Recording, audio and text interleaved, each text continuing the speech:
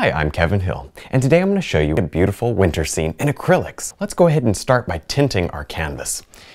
Just like I always like to do, I've got a white canvas and I want to change this color just so that it kind of can glow through. And depending on what kind of a painting you're doing, it could be any color. Beautiful. Lots of water in this. Again, I'm dipping and I come back up. See how that's running? Ooh, almost ready to run onto the floor.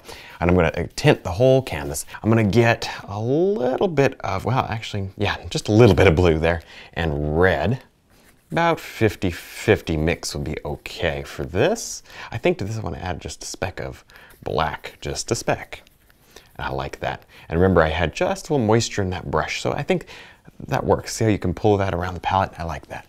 Go right up here and block in a sky. I just started in the corners. And a little more paint though. I don't think I mixed up quite enough. That's okay. Each time you mix it up, it'll be just slightly different, and I like that. Let me dip that brush and just set it down on the table. It'll stay wet for a few minutes. I'm going to pick up my number 6 flat brush. Let's go ahead and do some sketching. I'm just going to take my sky color, mix a little white into it, just for the sake of picking a color. Doesn't matter. Right over here, I'm thinking we do some trees. So I'm going to indicate maybe some, some background foliage right here. Okay, that's what those lines are. Dip, just to keep it, keep the paint loose. Now back here, I'm going to have a bit of a snow field. Indicate that with a stroke or two. Let's go ahead and let's get some underpainting done here. Back into the paint. Nice and creamy. Now we're going to begin to do some finger blending. So when I come up in here, and I'll just take my finger and I'll smudge it. Because what that does is it knocks down those hard edges. There, look at that. See, I just dip into the water, wipe it on my towel, as you can see, and I just soften some of these areas. Well, they're still tacky. They're starting to set up, but I can just come back and smooth all this. And look at that. Look how pretty that is already. See how it kind of glows? And you just used a few brush strokes, a few overlapping, sweeping brush strokes to make this happen. So let me pick up my number 4 bristle brush. This is a nice stiff one, not to be confused with our synthetics, okay? I'm going to take my white and I'm going to take my red. Let's face it, the colors are kind of similar in this painting. Nothing's too crazy here. A little white, red, a little blue. Obviously there's our purple. It's actually really pretty purple. It's a good color. But this time maybe we want it just a little more to the blue side. Might be kind of nice. And then let's add a little umber for the first time. Just a little. A little goes a long way in this color mix. See what that's doing? So I'm adding it slowly and working it in. Okay, there it is. So there's what we've got, and there's a comparable purple without the umber. Do you see the difference? See how that grays it a bit? Maybe a little more red, a little more blue. See how that, it just, I don't know, I like that. I like it. I forgot to dip into the water, back into the paint. Okay, so we've got a creamy consistency because it dried out when I was mixing. Now I've got my stiff brush, as I said, and this brush will give me some fuzzy angles. You see those fuzzy angles in there? Fuzzy strokes. So what I do is watch my stroke. I put my finger kind of on top of the brush. You see that? And I use it to flick kind of down and up. See, down and up is stroking, not just down, not just up. It's both directions. So, okay, we'll make this look frosty later, but at least it gives us a little something. And this tree comes way, way, way down to the foreground. And again, we'll do that more with the tree trunk. It'll make more sense in a minute. I'd actually like to continue with this flat brush. And I'm going to take a little bit of this is again the number 4 flat, the bristle brush. Take a little bit of our white and, not red. Let's go with our yellow ochre light. Make sure there's no blue in this. Let's see. Okay, I'm going to draw that out. Oh, you know what? It needs red. It needs red. Just a half a speck. Throw that in. I'm going to start making my little snowdrifts. Why mid-ground? Simple. This is where you want it to be sort of fuzzy, sort of sharp. So this is where you start experimenting. See, if you put it on a little thick, this is where you just, whack it and blend it. And it's all good because we want little bits of fuzzy, little bits of harsh. I'm adding 3 drops of water to that. That's me. Now remember, depending on your climate, it's just going to be simply different. I'm sorry about that, but it is art. It's not exactly science. If it was, I wouldn't be doing it. There. So do your best to kind of feel the paint on the brush and let that tell you whether you need it creamier or not. And that doesn't, I don't mean to make that sound mysterious, but here's how the brush will tell you.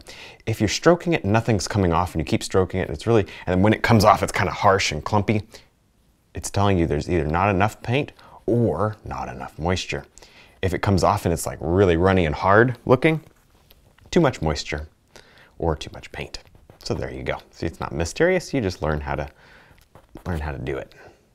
Well, now I've waited just a few minutes to let the snow dry so I could take a look at it. It looks pretty good. Let's go ahead and go on with the highlights.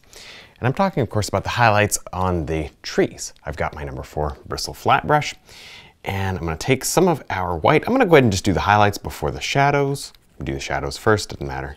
All right, take our red and white, and touch of yellow that sneaks in is going to be okay. These are more on the red side just for the sake of doing something different. Let's do the evergreens first.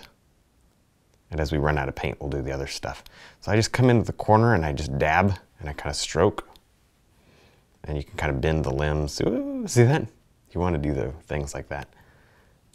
It makes it look nice and full of snow. A couple on the other side, smudge them with your finger, please, because if you don't, they look a little harsh. Same idea. Do that one a little more subtle. In fact, there we go. That one will dry out more subtle because it's actually got less paint. This one will build up a little thicker. It'll be nice and bright standing out there. Good. Now that we're kind of out of paint, it's starting to run low, I'm going to come in, I'm going to flick just from the outside in, not so much from the inside out. It leaves a hard edge on the inside. There, and I'm going to create these little frosty tree bush things. Just like this. Nice. Kind of putting my strokes on the right-hand side. See that though? I like this the way this is looking actually. Oh, right here. See, I just stop and kind of analyze the painting right here. I just want to bring in what feels like a little more shadow. Now that this area has dried, we have a good feel for how it's going to look in the final product. And I think that we would benefit from just a little bit of water there in the brush, from just a little bit of, you know, more texture in this area. Very lumpy. Okay, a little more red, a little more water. Bring that right through. Nice. Now I'm going to pick up my custom angle filbert. See this? This thing is amazing. I'm going to show you how to use it to make some incredible tree limbs. All right, so first thing we need to get this brush wet. All right, now that we've done that, that's the easy step. Let's take our black and let's take our umber, and well, that certainly doesn't go with the painting, does it?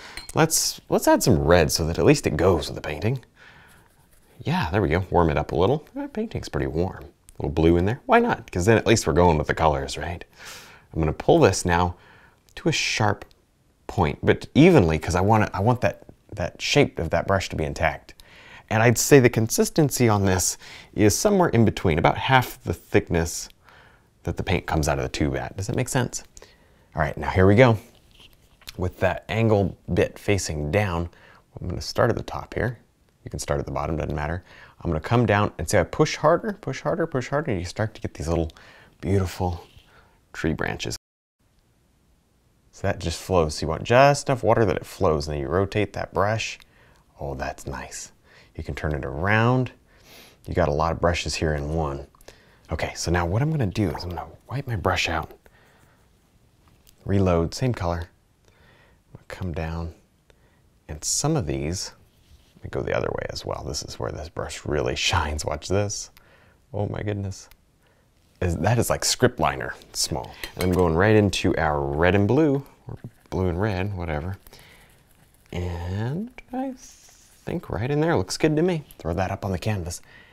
We'll see what we got. Yep, that looks good. Just touch it. Actually, I'm going to go a little more on the blue side. It's so hard to tell until you get it up on the actual painting, whether you like it or not. So do what I do. Stop, make a change. It's not even a correction, it's a change. And do that. Don't be afraid of that. And it doesn't mean that you don't know what you're doing when you stop. Look how much I stop, and I paint a lot. There. Okay. See, I'm just focusing more on the outside. You can give it a pull every once in a while. Hey, look, it kind of gives it a little Bit of evergreen needle look there, see? That's kind of cool. Mound that snow up. Right there, on this one as well. I should probably stand back, see, oh yes, I like where we're headed. There, I'm gonna go ahead and water down some red and some brown. Red and brown, I think red and brown are just good. So our umber and our cad red. And whatever little white can sneak into it is fine. And I'm pulling it to a chisel point. This is a really long brush for a flat, longer than most flats. And that gives us a bit of an advantage when it comes to this sort of thing. I'm gonna drag that down. That's a good color, but that's a good color for the background. So while I got this, let me slide right back here. Oop, little fence post, and little fence post. Now, because this is frosty, we want it to have a little snow on the other side. We also want, sorry, I didn't tell you what I'm doing. White, a little red would be good.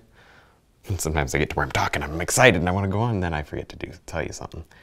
A little white there, white there, white there. Good. Wipe. All I did was wipe. Take this and just drag that right down. Like this. I'm going to come up here. This is one of the bonuses. I can set my hand right down on this and I can give myself an impressionistic star. I will be the first to admit this is an impressionistic star, but hey, it works. You don't need it to be perfect necessarily. Those look really shine, don't they? Try to be pretty random with these lights. Okay, now green actually would be kind of pretty. So we'll go green and white, sap green. This is our vivid green. Vivid sap green and white. Very pretty. Nice. It's a nice shiny green. When you mix white with it, when you mix yellow with it, it becomes kind of foresty. There we go. Oh, those add a foreign note that I like. They add that note of, oh, what is that? Green in a winter? Yeah. And I think that works. Let me step back. Ooh, I think this is looking good. You can put as many lights as you want on your tree. It's just not that important to get it all perfect. When I do winter paintings, I always like to come in and add a little bit of a few frosty blades of grass to go with. See how that adds a little extra interest? A few frosty ones to go with. There. More water. Boy, the water evaporates right out, doesn't it? Hey, oh, right here. Yeah, push this road back, or the footpath back. All right, well, I think we have a finished painting here. All we have to do now is sign it. So I went ahead and already thinned down some paint here on the liner brush, just a nice soft gray color. And I'll sign in the lower left. Well, I had a great time showing you how to do this simple but still very effective winter painting. I hope you had a great time too. Thanks for watching.